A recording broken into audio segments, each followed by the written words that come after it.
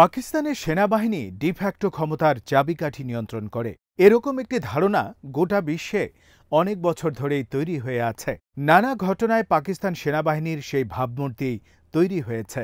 পাকিস্তানের বর্তমান সেনাপ্রধান আসিম মুনির সেই ধারণায় বদল আনতে চেয়েছিলেন।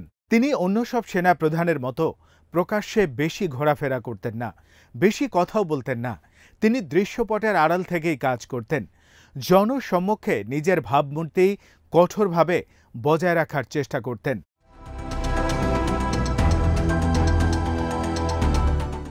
বেশিরভাগ ক্ষেত্রেই তার বক্তব্যগুলো সামরিক অনুষ্ঠান কেন্দ্রিক ছিল।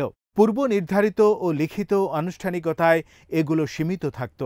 তবে পরিস্থিতি আসিম মুনিরকে আর আড়াল থাকতে দেয়নি।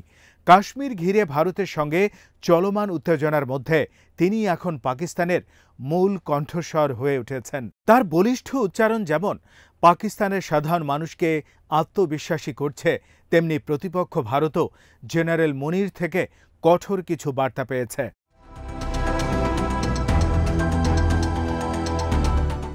সম্প্রতি একটি সামরিক মহড়া চলাকালে ট্যাঙ্কের উপর দাঁড়িয়ে সেনাদের উদ্দেশ্যে ভাষণ দেন জেনারেল মুনির। সব ধরনের জল্পনা কল্পনা উড়িয়ে দিয়ে তিনি বলেন, কোনো রকমের বিভ্রান্তির সুযোগ নেই।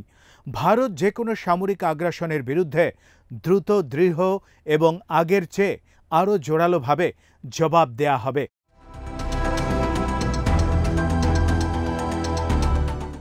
এই বক্তব্যে তিনি স্পষ্ট করে ইঙ্গিত দিয়েছেন, ভারতের যে কোনো হামলার বিরুদ্ধে পাকিস্তানের পাল্টা জবাবটা হবে সমানে সমান বা আরও বেশি মাত্রায়।